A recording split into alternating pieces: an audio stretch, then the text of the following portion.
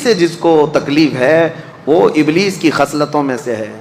بہت سارے لوگ آج یہ کہتے ہیں ہم تو موحد ہیں، توحید توحید توحید، یعنی اللہ کی طرف، عبادت کی طرف ہم سب جو ہے بہت ایکٹیو ہیں، اور پھر وہ کہتے ہیں باقی یہ سب قبر پجوے ہیں، ہاں باقی سب بدعتی ہیں، شرک کرنے والے ہیں۔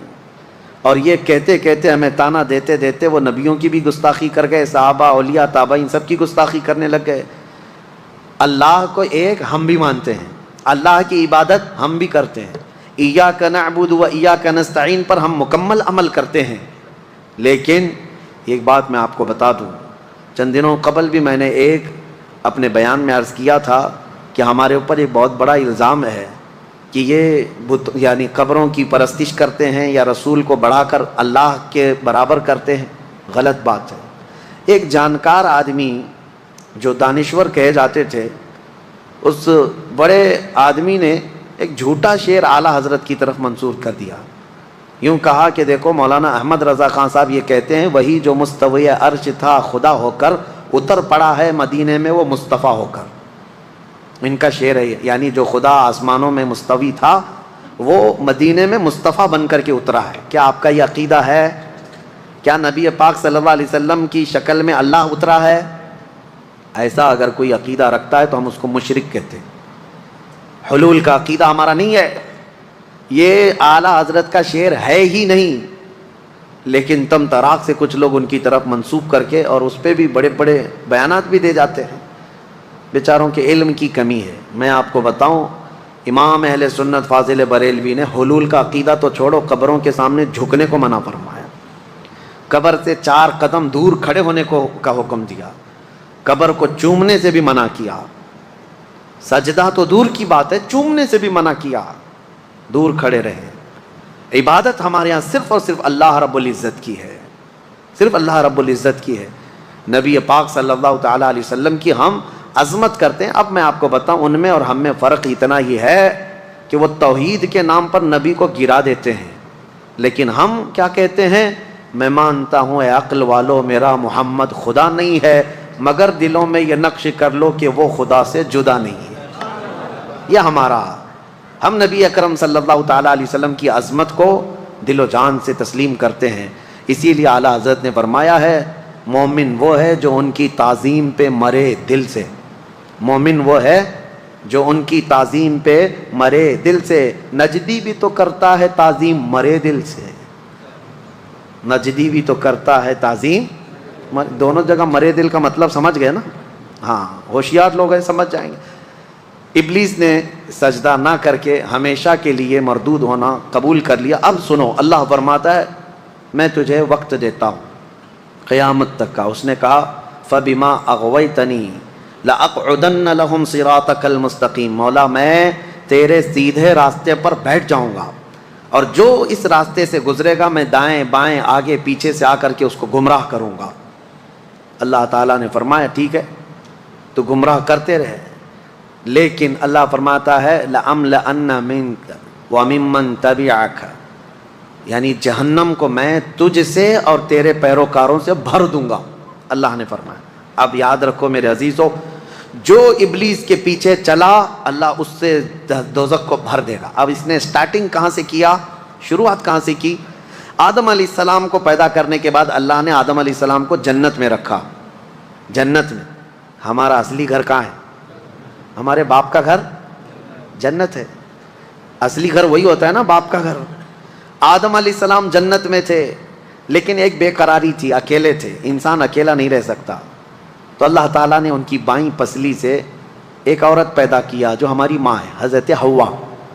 آدم علیہ السلام جب انہیں دیکھتے ہیں حوا کو، جنت میں پیدا ہوئی عورت، عورت کہاں پیدا ہوئی ہے؟ جنت میں پیدا ہوئی ہے۔ جنت کی نعمتیں جتنی حسین ہیں اسی لیے دنیا میں اسے حسن دیا گیا ہے۔ آدم علیہ السلام اس کی طرف بڑھنے لگے تو رب تعالیٰ نے فرمایا تمہارے لیے ابھی حلال نہیں، اس کا مہر دو۔ تو مہر دینا جنتی قانون ہے، یہ جنتی قانون۔ آدم علیہ السلام نے پوچھا مولا یہاں کیا مہر دوں؟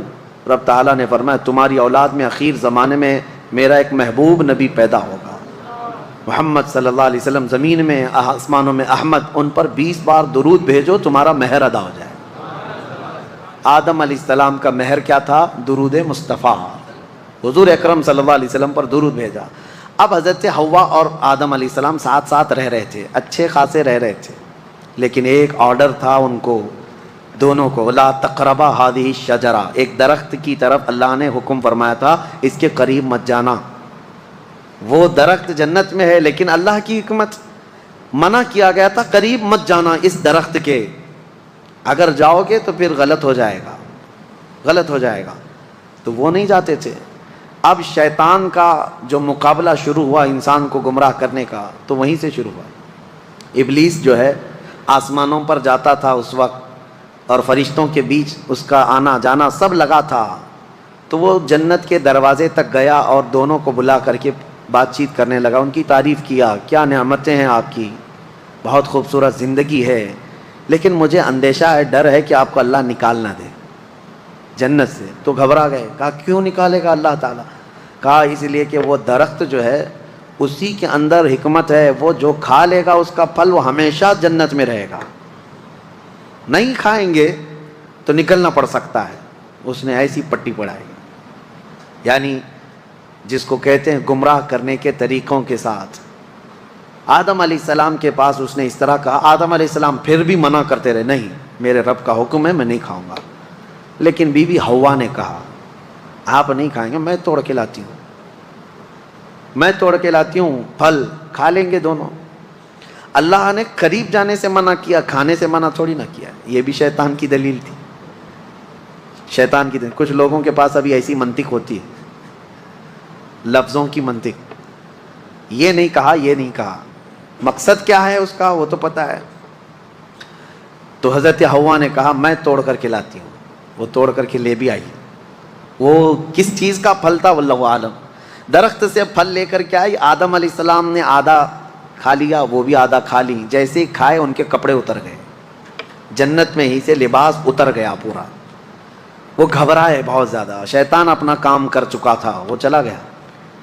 تو وہاں تو درخت تھے جنت کے، ان درختوں سے انہوں نے پتے لیے اور اپنے جسم کو چھپایا، درختوں کے پتوں سے اپنے جسم کو چھپایا۔ اتنی ہی دیر گزری تھی، قہار و جبار خدا کا اعلان ہو گیا، اہبطوا منہا جمیعا، اس جنت سے تم سب کے سب نکل جاؤ، زمین میں جاؤ۔ اللہ کا حکم تھا، آدم علیہ السلام اور حضرت حوا ہی تھے، لیکن حکم جمع کے لیے سب کے سب نکل جاؤ۔ تفسیر میں فرمایا تھے تو دو ہی، لیکن اللہ فرمایا تم سب کے سب نکل جاؤ۔ حکم کا مطلب مفسرین فرماتے ہیں آدم علیہ السلام کی پیٹھ میں جتنی اولاد تھی سب سے کہا گیا سب نکل کے جاؤ، سب کو حکم تھا کہ سب نیچے آؤ۔ آئے، لیکن اللہ تعالیٰ نے سب کو الگ الگ جگہ اتارا۔ جنت سے جو چیزیں اتاری گئی تھی، دو درخت جنہوں نے پتے دیے تھے، اور بعض روایات یہ بتاتی ہیں کہ ایک سانپ تھا، ایک مور تھا، ان کو بھی اتار دیا گیا مدد کرنے کی وجہ سے۔ یہ بڑے خوبصورت جانور تھے، ان کو بھی سزا کے طور پر اتار دیا گیا، سب کو الگ الگ۔ حضرت بی بی حوا کو جدہ میں، جو سعودی عرب کا ایک شہر ہے، جدہ کا مطلب جانتے ہیں آپ؟ عربی میں دادی کو کہتے ہیں، ورڈ کا جو میننگ ہے جدہ کا مطلب دادی، شہر کا نام ہی دادی ہے کیونکہ پوری دنیا کی دادی وہاں اتری تھی۔ اور حضرت آدم علیہ السلام کو ہندوستان میں اتارا گیا، سب کو الگ الگ الگ، ایک درخت کو ادھر ایک درخت کو ادھر، اور آپس میں سب کے دشمنیاں بھی ڈال دی گئیں۔ ابلیس کو بھی بھیج دیا گیا، اب اس کے بعد اس کو وہاں جانے پر پابندی لگا دی گئی، اب تو جنت کے قریب بھی نہیں آئے گا، فرشتوں کے بیچ میں بھی نہیں آئے گا۔ اب جب بھی وہ جانے کی کوشش کرتا ہے فرشتے اس سے مار کے بھیجتے ہیں، جو تارا ٹوٹنے کی جو چیزیں نظر آتی ہیں، اس کو کہا گیا ہے یہ جو ستارہ ٹوٹنا شہاب ثاقب ہے، یہ فرشتوں کی مار ہے، جو شیطان اوپر جانے لگتا ہے تو اسے مار کے بھیجتے ہیں۔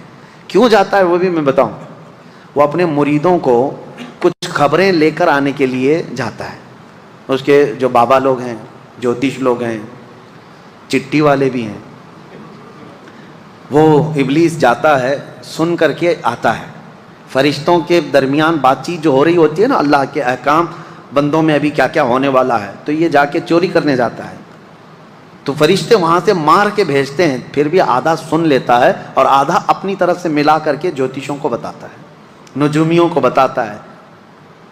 اور جو سفلی لوگ ہیں، سفلی عمل کرتے ہیں، جو ابلیس کو راضی کرتے ہیں، سفلی سلفی نہیں، سیلفی ایک الگ چیز ہے، سیلفی بھی نہیں، سیلفی ایک موبائل کی چیز ہے اور سلفی ایک جماعت ہے.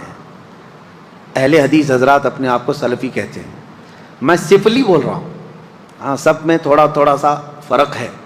تو سفلی جو شیطان کو راضی کرنے کے لیے گندی گندی چیزیں کرتے ہیں ان کو لا کر کے خبریں دیتا ہے.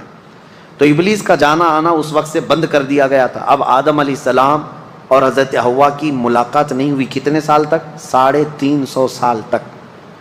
آدم علیہ السلام روتے رہے روتے رہے. سب سے زیادہ دنیا میں رونے والوں میں آدم علیہ السلام کا نام آتا ہے. سب سے زیادہ رونے والوں میں انبیاء میں حضرت آدم علیہ السلام، حضرت داؤد علیہ السلام. لیکن وہ اللہ کی یاد میں اور اپنی توبہ کے لیے روتے رہے. لیکن سارے نبیوں میں میرے مصطفیٰ کا رونا اور تھا. وہ کس لیے؟ وہ صرف اپنی غریب امت کے لیے. اللہ کیا جہنم اب بھی نہ سرد ہوگا، رو رو کے مصطفیٰ نے دریا بہا دیے. میرے آقا نے بھی رویا لیکن اپنی امت کے لیے.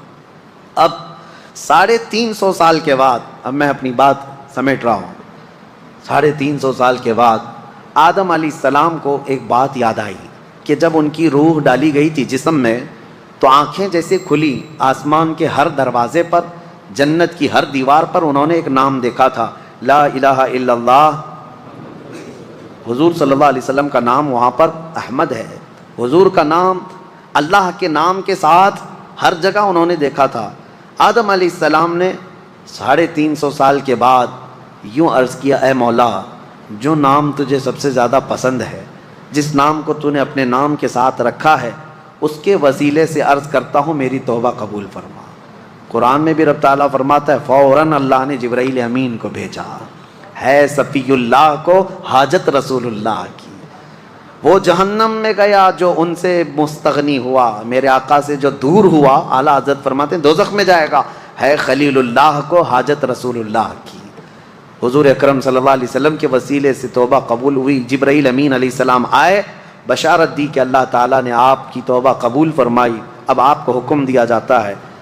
آدم علیہ السلام جب آئے تھے تو جبرائیل علیہ السلام خود ہی ان کو یہاں کی کھیتی باڑی اور کام کاج سکھا کر گئے تھے. جنت کے 3 دانے لا کر کے دیے تھے، یعنی ایک گیہوں کا دانہ اور ایک کوئی دانہ، یہ 3 دانے وہ اتنے بڑے بڑے تھے دانے جنت سے لائے گئے تھے. اور وہ بو کر کے اس کی کھیتی اور اس کی فصل اگا کر کھانے پینے کے طریقے ساری چیزیں آدم علیہ السلام کو وہ دے کر کے گئے تھے.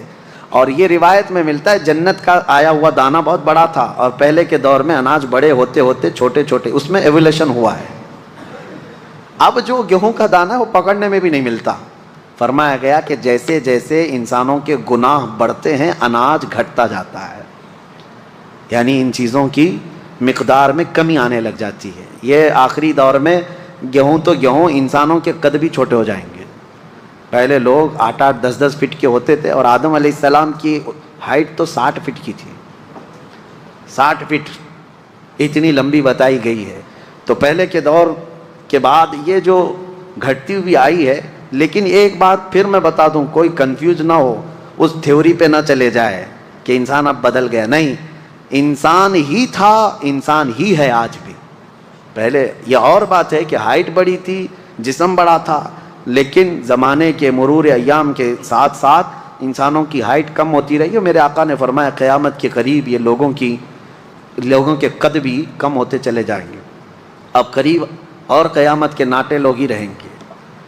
ہاں، اور یاجوج ماجوج کی جو شکل بتائی گئی وہ بھی بہت چھوٹی چھوٹی قد کے ہوں گے، جیسے چائنیز ہوتے ہیں.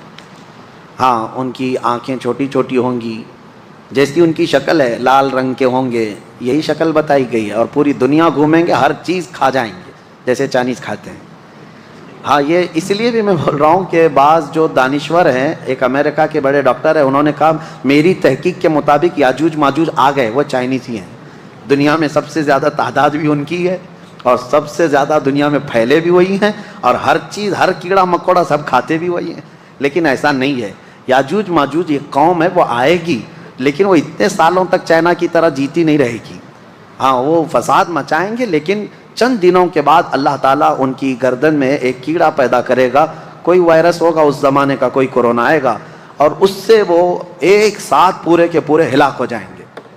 اور جو ڈاکٹر صاحب امریکہ کے جو میں کہہ رہا ہوں وہ بڑے دانشور ہیں، مسلم اسکالر ہیں، ان کی تھیوری کے حساب سے انہوں نے جو کہا یاجوج ماجوج یہ چائنیز ہی ہیں، اس اعتبار سے شاید کورونا بھی چائنا میں آیا، ان کے اور یقین ہو گیا ہوگا، ان کو اور یقین ہو گیا ہوگا کہ حدیث میں جو کہا گیا اچھا یہ جو وائرس آیا یہ گردن میں ہی زیادہ پکڑتا تھا، ان کو اور زیادہ یقین ہو گیا ہوگا، لیکن یقین ان کو اس وقت فیل ہو جانا چاہیے کہ چائنیز مرے زیادہ نہیں ہے، لیکن یاجوج ماجوج پوری کی پوری قوم ختم ہو جائے گی۔ بہرحال بات ادھر ادھر نہ جائے، قد جو ہے کم ہوتا چلا جائے گا قیامت کے قریب۔ آدم علیہ الصلوۃ والتسلیم کی خلقت کا یہ پورا واقعہ آج سورۃ الاعراف میں ہم نے ملاحظہ کیا ہے۔ اللہ کریم ہم سب کو قرآن عظیم کی ہر آیت پر عمل کی توفیق